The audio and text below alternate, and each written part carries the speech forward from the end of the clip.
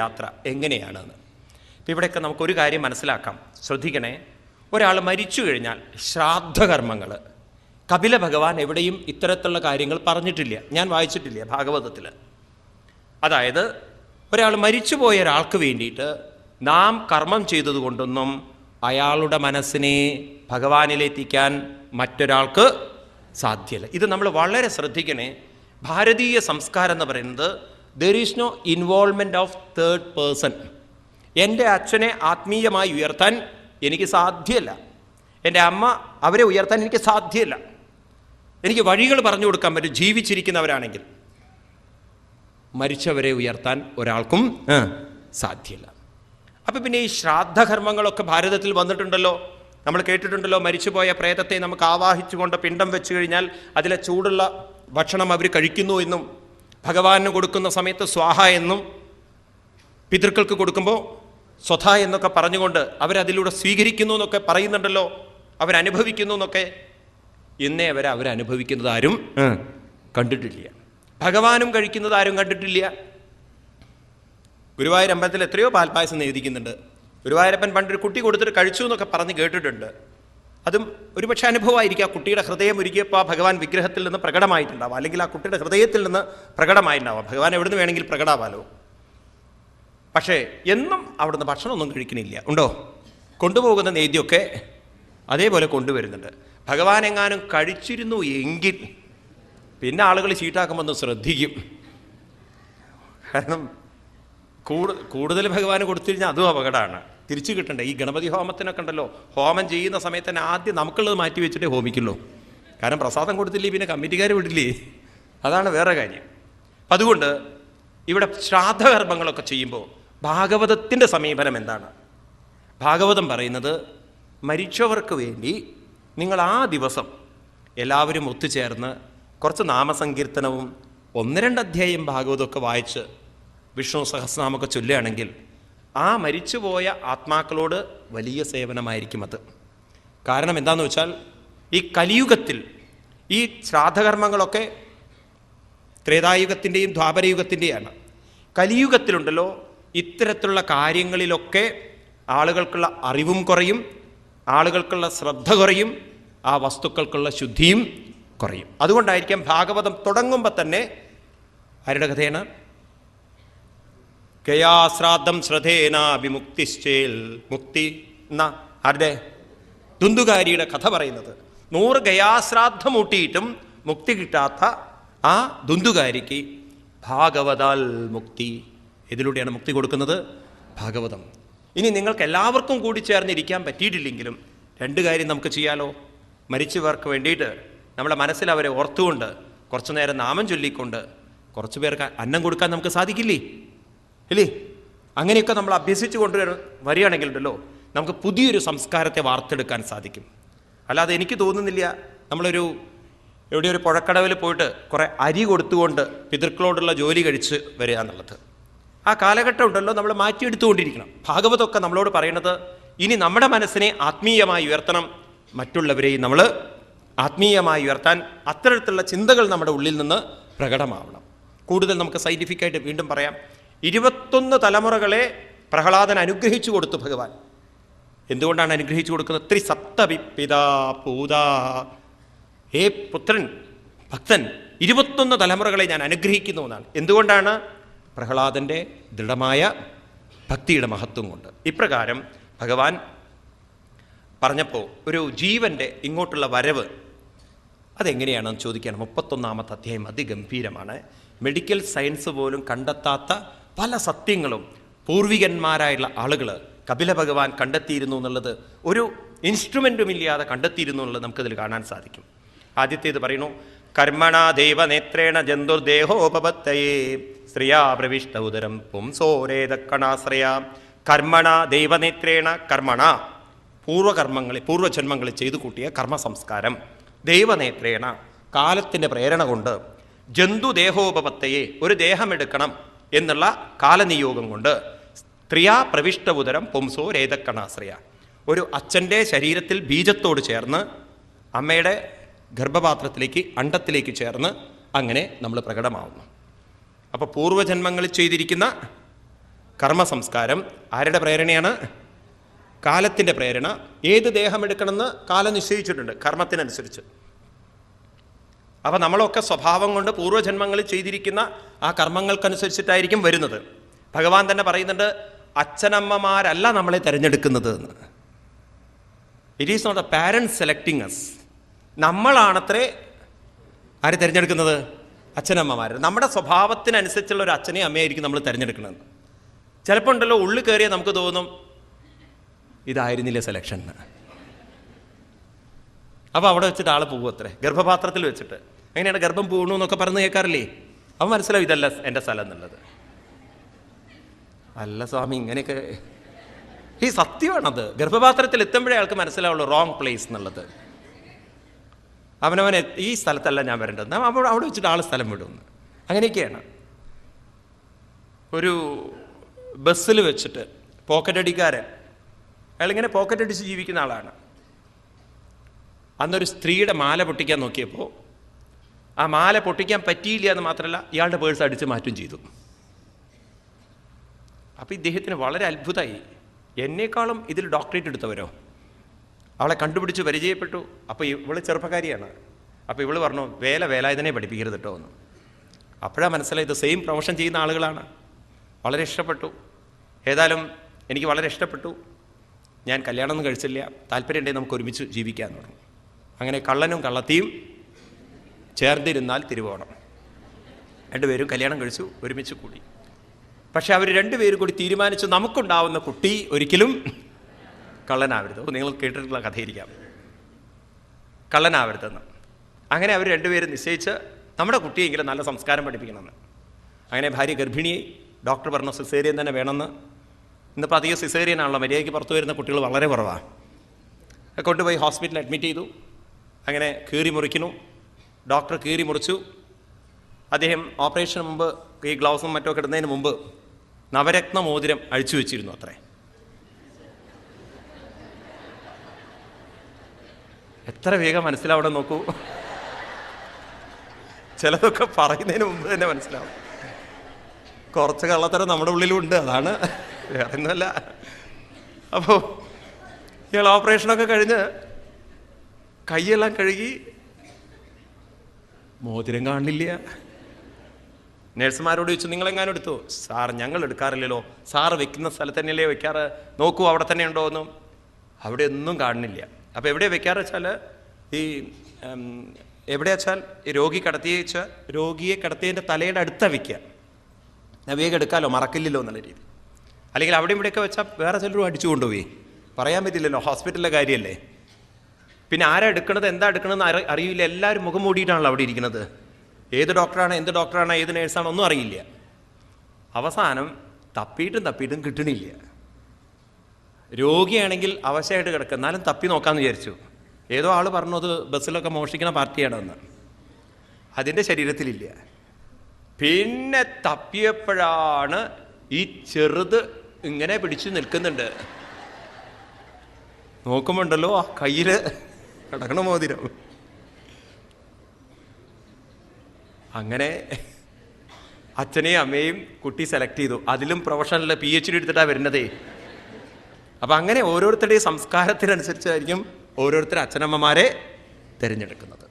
ചിലപ്പം സെലക്ഷൻ നന്നാവും, ചിലപ്പോൾ സെലക്ഷൻ തെറ്റും. ഏതായാലും ഇപ്രകാരം അമ്മയുടെ ഗർഭപാത്രത്തിലേക്ക് എത്തി.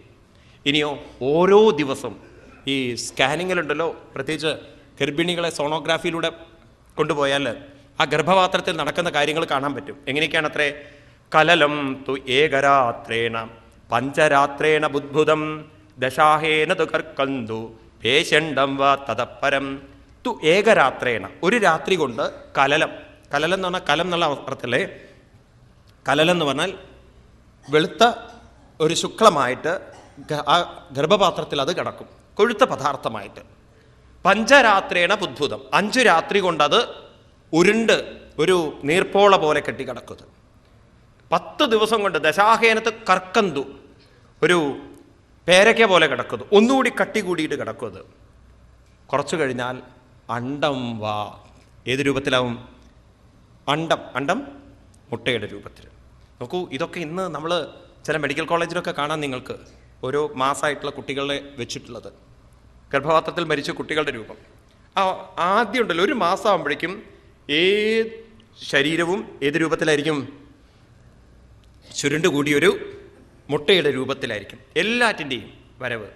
ഈ പ്രപഞ്ചം തന്നെ വികസിക്കുന്നത് പൂർണ്ണതയിൽ നിന്ന് വികസിച്ച് ഒരു അണ്ടരീതിയിലാണല്ലോ നിൽക്കുന്നത്. അതുകൊണ്ടാണല്ലോ ഇതിനെ ഭൂഗോളം. അപ്പം നോക്കൂ, ഈ പ്രപഞ്ചം എങ്ങനെയാണോ വന്നിരിക്കുന്നത് അതുപോലെ തന്നെയാണ് നമ്മൾ ഓരോരുത്തരും വന്നിരിക്കുന്നത്. അതുകൊണ്ട് ഋഷീശ്വരന്മാർ പറഞ്ഞു, എന്ത് ബ്രഹ്മാണ്ടത്തിലുണ്ടോ അത് പിണ്ടത്തിലുണ്ട്, ചെറുതിലുണ്ട്. വലുതിലുണ്ടോ അത് ചെറുതിലുമുണ്ട്. അണുവിലുള്ളത് മാറ്ററിലുമുണ്ട്, വസ്തുവിലുമുണ്ട് എന്ന് ശാസ്ത്രജ്ഞന്മാർ പറയുന്നത് ഇവിടെ നമുക്ക് വ്യക്തമായി മനസ്സിലാക്കാൻ പറ്റും. എന്നിട്ടോ മാസേനത്ത് ശിരോ, ഒരു മാസം കൊണ്ട് ആദ്യം വികസിക്കുന്നത്, നമ്മുടെയൊക്കെ ആദ്യം വികസിച്ചു വന്നത് ശരീരത്തിലെ ശിരസ്സാണ്. ആദ്യം ശിരസ്സാണ് വരിക. ബാക്കിയുള്ളൊരു ഭാഗം ഒരു ചെറിയൊരു പൈപ്പ് പോലെ തൂങ്ങിക്കിടക്കും. ഇതിങ്ങനെ തല കുറച്ച് വലുതായിട്ട് കിടക്കും. ഈ മാക്രി കുട്ടികളൊക്കെ ഉണ്ടല്ലോ, തവളക്കുട്ടികൾ, അതുപോലെ ഉണ്ടാവും നമ്മളൊക്കെ. അങ്ങനെയാണ് നമ്മൾ ഓരോരുത്തരും വരുന്നത്. തലയാണ് ആദ്യം വികസിക്കുക. നമ്മളെ ശരീരത്തിലുണ്ടല്ലോ, വളരെ രസകരമാണ്, ഈ തല അധികം വികസിക്കില്ല. ഉണ്ടോ? മറ്റുള്ള ശരീരാവയവങ്ങൾ വികസിക്കുന്ന പോലെ തല വികസിക്കാറില്ല. തല വികസിച്ച അപകടമാണ്. വയറൊക്കെ വീർക്കുന്ന പോലെ തല വീർത്ത് കഴിഞ്ഞാൽ എന്താ അപകടം നോക്കൂ നിങ്ങൾ. അപ്പോൾ ആദ്യം വികസിക്കുക തലയാണ്, പിന്നെ തലയുടെ ഉള്ളിലാണ് വികസിക്കേണ്ടത്. ചിലർക്ക് വികസിക്കും, ചിലർക്ക് വികസിച്ചു എന്ന് വരില്ല. അങ്ങനെ തല വികസിച്ചു. അതിനുശേഷം രണ്ടാമത്തെ മാസം ദ്വാഭ്യാം ബാഹ്യങ്ക്രിയാദ്യംഗ വിഗ്രഹ, രണ്ടാമത്തെ മാസമാകുമ്പോഴേക്കും കൈകാലുകളൊക്കെ വന്നു. ഇനി അത് കഴിഞ്ഞിട്ടോ നഖലോമാസ്തി ചർമാണി, നഖം ചെറുതായിട്ട് നഖം പൊടിയും, അസ്ഥി ഇത്തരം കാര്യങ്ങളൊക്കെ പൊടിഞ്ഞ് ലിംഗഛിദ്രോത്ഭവസ്ത്രിഭി, കുട്ടിയുടെ ലിംഗം വേർതിരിയണമല്ലോ. അപ്പോൾ ഒന്നാമത്തെ മാസം ആണാണെന്നറിയില്ല, രണ്ടാമത്തെ മാസം ആണാണോ പെണ്ണാണോ എന്നറിയില്ല.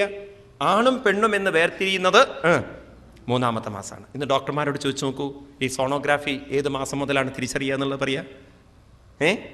മൂന്നാമത്തെ മാസം മുതലാണ് ഗർഭപാത്രത്തിലിരിക്കുന്ന കുട്ടിയുടെ ലിംഗം നമുക്ക് തിരിച്ചറിയാൻ സാധിക്കുള്ളൂ. എന്നിട്ടോ ചതുബിദ്ധാവത സപ്ത, നാലാമത്തെ മാസം സപ്തധാതുക്കൾ നിറയും. ത്വക്ക്, മാംസം, അസ്ഥി, മജ്ജ, രക്തം തുടങ്ങിയിട്ടുള്ള ധാതുക്കൾ. പഞ്ചഭിക്ഷുത്രിഭവ, അഞ്ചാമത്തെ മാസം ആകുമ്പോഴേക്കും കുട്ടിക്ക് ക്ഷുത്രിട്. ഇവിടെ അഞ്ചാമത്തെ മാസം എന്ന് എടുത്തു പറയാൻ കാരണം ഇവിടെ മാസം കണക്കിന് പറഞ്ഞുകൊണ്ടാണ്. അപ്പോൾ 4-4.5 മാസം ആകുമ്പോഴേക്കും കുട്ടിയുടെ ശരീരവും അമ്മയുടെ ശരീരവും പൊക്കിൾക്കൊടി വഴി കണക്ട് ചെയ്തിട്ടുണ്ടാവും. ഇപ്പോൾ ഒരു 4-4.5 മാസത്തിന് ശേഷമാണ് കുട്ടി അമ്മയുമായി ശാരീരികമായിട്ട് കോണ്ടാക്ട് ചെയ്യപ്പെടുന്നതെന്ന് കപില ഭഗവാൻ കണ്ടെത്തിയത്. ഇന്നും നോക്കൂ നിങ്ങൾ, 4 മാസം കഴിഞ്ഞ് കഴിഞ്ഞാൽ, 4-4.5 മാസം കഴിഞ്ഞാൽ അറിവുള്ള ഡോക്ടർമാർ അബോർഷൻ ചെയ്യില്ല. അടുത്ത കാലത്ത് ബോംബെയിലൊരു കേസ് വന്നു. ഒരു കുട്ടി സ്കാൻ ചെയ്ത് നോക്കിയപ്പോണ്ടല്ലോ, ഉള്ളിലിരിക്കുന്ന കുട്ടി ഹാർട്ടില്ല. അപ്പോൾ ആ കുട്ടിയെ കൊല്ലാൻ നിശ്ചയിച്ചു, അബോർട്ട് ചെയ്യാൻ നിശ്ചയിച്ചു. ഡോക്ടർമാർ ബോംബെയിൽ ഒരു ഹോസ്പിറ്റലും തയ്യാറായില്ല. ഈ കുട്ടി എഞ്ചിനീയറാണ്. ആ കുട്ടി ഹൈക്കോടതിയിൽ പോയി പെർമിഷൻ ചോദിച്ചുകൊണ്ട്. നിങ്ങൾ വായിച്ചിട്ടുണ്ടോ പത്രത്തിൽ? ഹൈക്കോടതി എന്താ പറഞ്ഞറിയോ? നിങ്ങൾ ആ കുട്ടിയെ അബോർട്ട് ചെയ്താൽ കൊലക്കുറ്റത്തിന് ഞങ്ങൾ കേസെടുക്കുന്നു. കാരണം അമ്മയുമായി ഒരിക്കൽ ബന്ധം ഉണ്ടാക്കി കഴിഞ്ഞു കഴിഞ്ഞാൽ പിന്നെ അത് പൂർണ്ണ ജീവനുള്ള ഒരു വ്യക്തിയായിട്ടാണ് കണക്കാക്കുന്നത്. ഇതൊക്കെ നോക്കൂ, അത്രയും കാലഘട്ടത്തിൽ നമ്മുടെ ഋഷീശ്വരന്മാർ കണ്ടെത്തിയിരുന്നു പറയാണ്. ഇന്ന് ഈ മെഡിക്കൽ സയൻസ് വരുന്നതിനൊക്കെ മുമ്പ് ആ കപിലൻ്റെയൊക്കെ ബുദ്ധി നോക്കൂ നിങ്ങൾ. ഷഡ്ബിർ, 6-ാമത്തെ മാസം ജരായുണാവീത കുക്ഷോഭ്രാമ്യതി ദക്ഷിണേ, വലത്തോട്ട് തിരിഞ്ഞ്, പെൺകുട്ടികളാണെങ്കിൽ ഇടത്തോട്ട് തിരിഞ്ഞ് അത് തല കീഴാവാൻ തുടങ്ങും. 6-ാമത്തെ മാസം. ഈ 6-ാമത്തെ മാസം അതാണ് കുട്ടിയുടെ ജീവിതത്തിൽ ഗർഭപാത്രത്തിലെ ഒരു പ്രധാനപ്പെട്ട മാസം. എന്താണത്? 6-ാമത്തെ മാസം കുട്ടിക്ക് ബോധോദയമുണ്ടാവും, ആ കുട്ടി ബോധമുണ്ടാവും. അതുകൊണ്ടാണ് നമ്മുടെ പൂർവികന്മാർ 6-ാമത്തെ മാസം ഗർഭിണികൾക്ക് പല പരിചരണങ്ങളും പറഞ്ഞിരിക്കുന്നത്. 6-ാമത്തെ മാസം ഒരു പെൺകുട്ടി ഉണ്ടല്ലോ, ഗർഭിണിയായിട്ടുള്ള പെൺകുട്ടി, നാരായണീയമോ ഭാഗവതമോ രാമായണമോ വിഷ്ണു സഹസ്രനാമോ നാമമോ ചൊല്ലിയിട്ടുണ്ടെങ്കിൽ ആ കുട്ടിയുടെ ഗർഭത്തിലിരിക്കുന്ന കുട്ടിയുടെ സംസ്കാരത്തെ സ്വാധീനിക്കാൻ സാധിക്കും. ഇത് ഞാൻ അനുഭവം കൊണ്ട് പറയട്ടോ നിങ്ങളോട്, വെറുതെ വിഡിത്തം വിളിച്ചു പറയില്ല. ഞാൻ ഗർഭിണികളായിരിക്കുന്ന പല പെൺകുട്ടികളിലും ഈ കാര്യം പറഞ്ഞു കൊടുത്തിട്ട് അവരെ കൊണ്ട് എക്സ്പെരിമെൻ്റ് ചെയ്യാൻ പറഞ്ഞപ്പോൾ അവർ എക്സ്പെരിമെൻ്റ് ചെയ്ത സമയത്ത് അവർക്ക് തന്നെ വളരെ ബുദ്ധിയുണ്ട്. ഒരു പെൺകുട്ടിയോട് ഞാൻ പറഞ്ഞു, നീ നിരന്തരം വിഷ്ണു സഹസ്രനാമം ചൊല്ലുമെന്ന്. അവൾ ലീവ് എടുത്തിട്ട് വീട്ടിലിരിക്കുകയാണ്. വെറുതെ ടി വി ഒന്നും കാണരുത്, നല്ലത് വായിക്കുക, വിഷ്ണു സഹസ്രനാമം ചൊല്ലുക. അപ്പോൾ ആ കുട്ടി പറയാണ്, ആ കുട്ടി പ്രസവിച്ച് വന്ന ഒരു 6 മാസം കഴിഞ്ഞപ്പോഴേക്കും വിഷ്ണു സഹസ്രനാമത്തിൻ്റെ ശബ്ദം കേട്ടാൽ എഴഞ്ഞു വരുത്രേ. അപ്പോൾ സ്വാധീനം ഇല്ല നമുക്ക് പറയാൻ പറ്റുമോ? സ്വാധീനമുണ്ട്. അതുപോലെ നമുക്കറിയാം, ഭാരതത്തിൽ 2-3 കഥാപാത്രങ്ങളുണ്ടല്ലോ. ആരൊക്കെയാണ്? ഗർഭപാത്രത്തിലിരുന്ന് ഭാഗവതം കേട്ട പ്രഹ്ലാദൻ, ഗർഭപാത്രത്തിൽ നിന്ന് യുദ്ധതന്ത്രങ്ങൾ കേട്ട, ഇനി ഗർഭപാത്രത്തിൽ നിന്ന് അച്ഛനെ തിരുത്തിയവരുണ്ട്. അച്ഛൻ വേദം ചൊല്ലിയപ്പം പഴച്ചു. അപ്പം അച്ഛനോട് പറയണം തെറ്റാ ചൊല്ലിയതെന്ന്. അതിത്തിരി കടന്നുപോയി, ഉള്ളിൽ കടന്നുകൊണ്ട് വിളിച്ചു പറഞ്ഞ പാർട്ടികളൊക്കെ ഉണ്ടെന്നാണ് പറയണത്. അത്ര ഗംഭീരമായ സംസ്കാരം. ഏതായാലും അവിടുന്ന് കുട്ടി താഴോട്ട് കീഴായി അങ്ങനെ ഒരു മലക്കം മറിയും. അപ്പം ആദ്യം കുട്ടിയുടെ തല മുകളിലാണ്, പിന്നീട് കുട്ടിയുടെ തല താഴേക്ക് വന്നു. അവിടെ മുതൽ കുട്ടിയുടെ ജീവിതത്തിൻ്റെ ദുഃഖങ്ങളും ദുരന്തങ്ങളും തുടങ്ങി. എന്തൊക്കെയാണത്? മാതുർജഗ്ദാന്നവാനാദ്യേ ഏതരാദൂരസമ്മതേ ശേതേ വിൺമൂർത്തയോർഗത്രേം സജന്തു ജന്തു സംഭവേ. അമ്മ കഴിക്കുന്ന ഭക്ഷണം ആ കുട്ടിയുടെ ശരീരത്തിൽ ലിക്വിഡ് രൂപത്തിൽ വന്ന് നേരത്തെ ഒരു 4.5 മാസമാകുമ്പോൾ തുടങ്ങും. 5 മാസമാകുമ്പോഴേക്കും കുട്ടി മലമൂത്രങ്ങൾ വിസർജിക്കും അമ്മയുടെ ഗർഭപാത്രത്തിൽ തന്നെ. ആ മലമൂത്രങ്ങളിലേക്കാണ് എന്ത് ചെന്ന് വീഴുന്നത്? തല ചെന്ന് വീഴുന്നത്. തൻ്റെ തന്നെ മലത്തിലും തൻ്റെ തന്നെ മൂത്രത്തിലും ചെന്ന് ആ തല ചെന്ന് വീഴുമ്പോൾ കൃമിബീക്ഷത സർവാംഗ സൗകുമാര്യൽ പ്രദക്ഷിണം മൂർച്ഛാമാപ്നോദുരുക്ലേശ തത്രത്തേ ചുതിതേ മുഹു. ആ മലത്തിലും മൂത്രത്തിലും ആര് കൂടും? കൃമി കൂടും. നോക്കൂ, ഭഗവാന്റെ ഓരോ ലീലകൾ അവിടെ തന്നെ വെച്ചിട്ടുണ്ട്. കൃമിയെ നേരത്തെ കൊണ്ടുവച്ചിട്ടുണ്ട്. അപ്പോൾ എന്തോ കൊതുകിനെ കൊണ്ടുവയ്ക്കാൻ ഞാൻ നന്നായി. അതിൽ കൃമിയെ കൊണ്ടുവച്ച് ആ കൃമി തലയ്ക്ക് ഇങ്ങനെ കടിച്ച് ചൊറിയുന്ന സമയത്ത് ആ കുട്ടിക്കാണെങ്കിലോ കൈയൊക്കെ ലോക്ക് ചെയ്തിരിക്കുകയാണ്. അമ്മയോട് ചൊറിഞ്ഞു തരാനും പറയാൻ പറ്റില്ലല്ലോ. ആ ചൊറിഞ്ഞ് ഒരു വശത്ത് കൃമി കടിച്ച് ഭയങ്കര ചൊറിച്ചിൽ, ആ കുട്ടി ഇങ്ങനെ കിടന്ന് പിടയും അവിടെ കിടന്നിട്ട്. ഒരു വശത്ത് അങ്ങനെ മൂർച്ഛാമാപ്നോതി, ഇടയ്ക്ക് അതിൻ്റെ കടി സഹിക്കവയ്യാതെ മൂർച്ഛ വരും. മൂർച്ഛ എന്ന് പറഞ്ഞാൽ ബോധക്കേട് വരിക, ബോധം പോവത്രേ കുട്ടിക്ക്. വീണ്ടും ഉറക്കത്തിലേക്ക് വീഴും. വീണ്ടും ആ കടി വരുമ്പം തത്രത്തെ ക്ഷുതിതീർമുഹു, ഇങ്ങനെ വിതുമ്പു അത്രേ കുട്ടി ഇരുന്നിട്ട്. അവിടെ ഇരുന്നുകൊണ്ട് വിതുമ്പു. ആരോടും പറയാൻ പറ്റില്ല വേദന. അങ്ങനെ അനുഭവിക്കും. അതൊരു വശത്ത്. വേറെ വശത്തോ കടുത്തീഷ്ണ ഉഷ്ണ ലവണ രൂഷ്ണാംളാഭിരുൽഭണേ മാതൃമുക്തേ ഉപസൃഷ്ട സർവാംഗോത്തിതവേദനാം. കടുത്തീഷ്ണ ഉഷ്ണ, കഠിനമായ കടു എന്ന് പറഞ്ഞാൽ എരിവുള്ളത്. അതുപോലെ തന്നെ ഉഷ്ണ ലവണ അമ്ല, നല്ല ചൂടുള്ളത്, നല്ല പുളിയുള്ളത്, നല്ല എരിവുള്ളത്, നല്ല ഉപ്പുള്ളത്, ഇതൊക്കെ അമ്മ കഴിക്കുന്ന സമയത്ത് മാതൃമുക്തേ അമ്മ അനുഭവിക്കുമ്പോൾ കുട്ടിക്ക് സർവാംഗോത്തിത വേദന. കുട്ടിക്ക് ശരീരം മുഴുവൻ വേദനയാണ്. നോക്കൂ, ഇന്നത്തെ ഡോക്ടർമാർ ഇതൊക്കെ ഒന്ന് മനസ്സിലാക്കി പറഞ്ഞു കൊടുക്കേണ്ടതല്ലേ. പണ്ടുള്ള മുത്തശ്ശിമാർക്കൊക്കെ നല്ല അറിവുണ്ടായിരുന്നു. ഗർഭിണികൾക്ക് ഇങ്ങനത്തെ അപകടം പിടിച്ച ഫുഡൊന്നും കൊടുക്കാൻ സമ്മതിക്കില്ലായിരുന്നു. ഇന്നാണെങ്കിൽ കാലം മാറി. ഡോക്ടർ പറയാ തട്ടിക്കോളൂ, അടിച്ചു വിട്ടോളൂ എന്ന്. പാവം അത് അതിൻ്റെ ഉള്ളിൽ കിടന്നിട്ട് പിടയാണേ, ആ അറയിൽ കിടന്നിട്ട്. അതുകൊണ്ടാണ് അത്രേ കുട്ടികൾ അവിടെ ഇരുന്ന് ഇങ്ങനെ ഇടയ്ക്കിടയ്ക്ക് ചവിട്ടും അത്രേ അമ്മേ, ഉള്ളിൽ നിന്ന് ഗർഭപാത്രത്തിലിരുന്ന്. അപ്പം അമ്മ പറയും എന്തൊരു സ്നേഹം കൊണ്ടാണ് ചവിട്ടണത് എന്ന്. അതല്ല, കുട്ടി പറയാണ് ഒന്ന് നിർത്തൂ, ഇത് കഴിക്കാതിരിക്കൂ. എന്നിട്ടും അമ്മ നിർത്തുന്നില്ലെങ്കിൽ കുട്ടി പറയും ബാക്കി ഞാൻ പുറത്ത് വന്നിട്ട് തരാമെന്ന്. അതാണ് ചില കുട്ടികൾ പുറത്ത് വന്നാൽ അമ്മമാർ പറഞ്ഞാൽ അനുസരിക്കാത്തത്. ഇവിടെ വരുമെന്ന് പറഞ്ഞാൽ സൗകര്യമില്ല എന്ന്. കാരണം അന്ന് തീർക്കാനുള്ള കുറേ ഉണ്ടേ. ചില അമ്മമാർ അതൊന്നും നമ്മൾ മനസ്സിലാക്കി വയ്ക്കണം. ഇതൊക്കെ പ്രതികാരങ്ങളൊക്കെ അങ്ങനെയാണ് വരുന്നത്. അതുകൊണ്ട് ഭക്ഷണം വളരെയധികം എരിവില്ലാത്തതാവണം, പുളിയില്ലാത്തതാവണം. ഇതിപ്പോൾ ആരോടാണ് ഞാൻ പറയണത്? ഞാൻ അടുത്ത ജനറേഷനിലുള്ളവരോട് പറഞ്ഞു കൊടുക്കാൻ വേണ്ടി നിങ്ങൾക്ക് പറഞ്ഞു തരികയാണ്. ഇവിടെ ചെറുപ്പക്കാരായിട്ടുള്ള കുട്ടികളുടെ അവർ ശ്രദ്ധിക്കുക അത്. അപ്പം അതുകൊണ്ട് ഇപ്രകാരം ഇങ്ങനെ ശ്രദ്ധ വെച്ചുകൊണ്ട് അമ്മേ ആ കുട്ടിക്ക് ഇങ്ങനെയൊക്കെ വേദന ഉണ്ടാവും. ഉൽബേന സംവൃത തസ്മിൻ അന്ത്രൈശ ബഹിരാവൃത ആസ്തേ കൃത്വശിരക്കുക്ഷോ ഭുഗ്നവിഷ്ടശിരോധരാം. അവിടുന്ന് ഒരു പക്ഷിക്കൂട്ടിൽ നിന്ന് തലയിട്ട് പുറത്തേക്ക് കടന്ന് പറക്കാൻ നിൽക്കുന്നത് പോലെ ആ ശരീരം ക്രമേണ ഗർഭപാത്രത്തിലൂടെ പുറത്തേക്ക് വരേ. അവിടെ വെച്ചിട്ടോ സകൽപ്പ സ്വാംഗജ്യേഷ്ഠായം ശകുന്തൈവപഞ്ജരേ തത്ര ലബ്ധസ്മൃതിദൈവാൽ കർമ്മജന്മസദോത്ഭവം സ്മരൻ ദീർഘമനുച്ഛ്വാസം ശർമ്മയ്ക്കും നാമവിന്ധതേ. ഭഗവാന്റെ ലീല പറയുകയാണ്.